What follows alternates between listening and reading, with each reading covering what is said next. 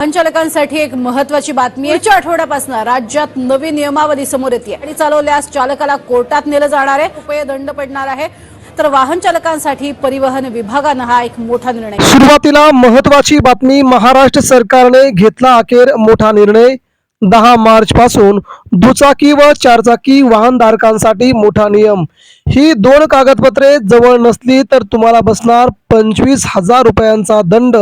महाराष्ट्र सरकारची सगळ्यात मोठी झोप उडवून देणारी घोषणा। सर्वसामान्य शेतकरी, सर्वसामान्य कुटुंबातील जवान, तरुण मुलांसाठी ही सगळ्यात मोठी अपडेट। महाराष्ट्रामध्ये चारचाकी, दोन चाकी ज्यांच्याकडे गाडी आहेत त्यांना आता काय करावं लागणार? 25,000 रुपयांपर्यंतचा दंड जर भरायचा नसेल तर तुम्हाला हा व्हिडिओ शेवटपर्यंत बघणं खूप गरजेचं आहे। 10 मार्च पासून महाराष्ट्राच्या प्रत्येक जिल्ह्यांमध्ये ही सगळ्या कठोर नियमांची नियमावली होणार लागू। रस्ते सुरक्षेला अधिक बळकटी देण्यासाठी वाहनांशी संबंधित नियमांचे काटेकोर पालन व्हावे यासाठी सरकारने नवीन कठोर अंमलबजावणी करण्याचा निर्णय घेतला आहे। त्यानुसार 10 मार्च पासून वाहन चालवताना 2 महत्त्वाची कागदपत्र सोबत असणे अनिवार्य करण्यात आले आहे। ही कागदपत्रे नसल्यास वाहनधारकांना मोठा दंड भरावा लागू शकतो। काही प्रकरणामध्ये हा दंड 25,000 रुपयांपर्यंत जाऊ शकतो।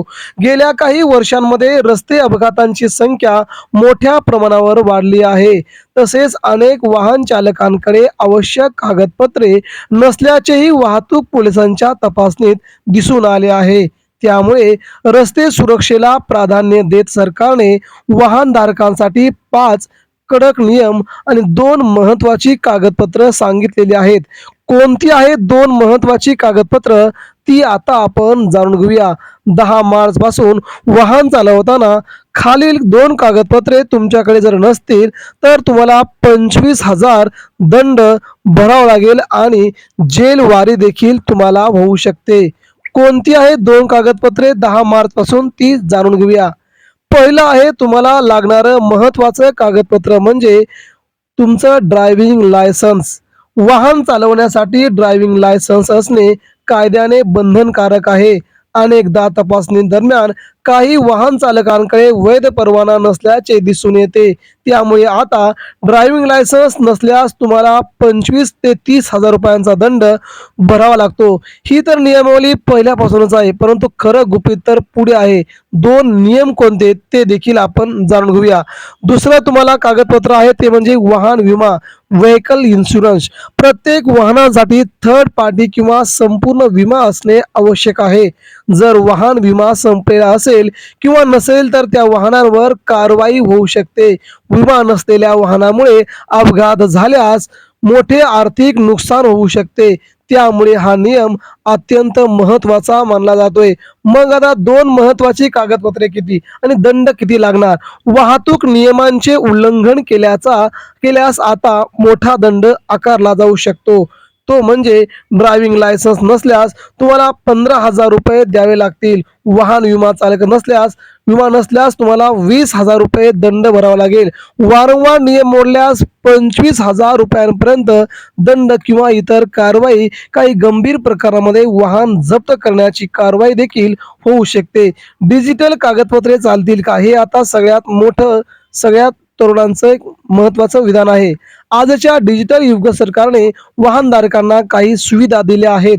वाहनधारकांना आता मोबाईलवर डिजिटल कागदपत्र दाखवण्याची परवानगी आहे। त्यामुळे ड्रायव्हिंग लायसन्स किंवा वाहन विम्याची प्रत मोबाईलमध्ये ठेवता येते। ही सगळ्यांसाठी एक आनंदाची गुड न्यूज म्हणावी लागेल।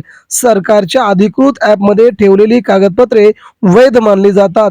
त्यामुळे वाहनधारकांनी आपल्या कागदपत्रांच्या डिजिटल प्रती मोबाईलमध्ये ठेवणं सोयीचे ठरते। नियम कडक का केले आहेत? तर कोणते नियम आहेत? वाहतूक विभागाने दिलेल्या माहितीनुसार रस्त्यांवरील अपघाताची संख्या कमी करण्यासाठी आणि नियमांचे पालन व्हावे यासाठी कडक कारवाई केली जात आहे। अनेक वाहन चालक नियमांकडे दुर्लक्ष करत असल्यामुळे अपघातांची संख्या वाढत आहे। विशेषतः विमा नसलेली वाहने रस्त्यावर चालवली जात असल्यामुळे अपघातानंतर पीडितांना नुकसान भरपाई मिळण्यात अडचणी येतात। त्यामुळे सर्व वाहनांना विमा असणं आवश्यक आहे. या नवीन नियमानुसार वाहनधारकांनाही काही गोष्टींकडे लक्ष देणे आवश्यक आहे. आपले ड्रायव्हिंग लायसन्स वैध आहे का ते तपासावे. वाहनाचा विमा संपलेला असल्यास त्वरित नूतनीकरण करावे. वाहनाची सर्व कागदपत्रे सोबत ठेवावीत. डिजिटल स्वरूपात कागदपत्रे आपल्या मोबाईलमध्ये ठेवावीत. वाहतूक नियमांचं कठोर पालन करावं. ग्रामीण भागातील वाहनधारकांसाठी देखील सूचना आलेल्या आहेत.